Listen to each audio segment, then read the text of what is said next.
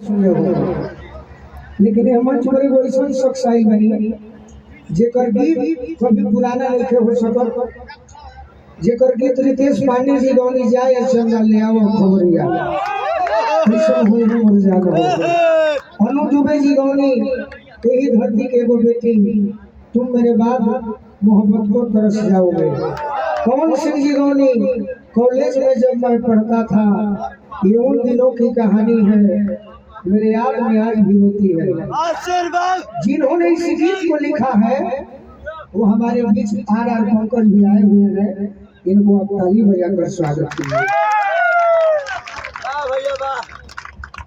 क्योंकि हमें तो लिखे हैं बहुत पहले बचपन में सावन का गीत उतनी तो वही गावे नावे अजू नावे हम चाहते कि भैया गीतकार चुरावल चीज बोले गायक के नाम हो जाला गीतकार के चलते।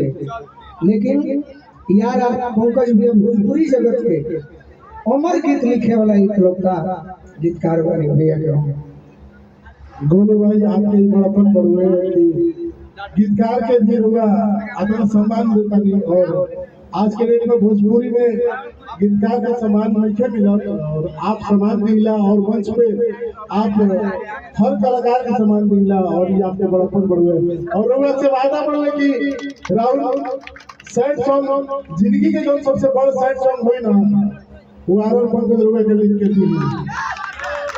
बहुत बहुत धन्यवाद। क्या बात है भैया। चलिए आइए प्रगति जी एक और प्रस्तुति आप दे दीजिए क्योंकि बहुत सारे कलाकार हैं सभी लोग को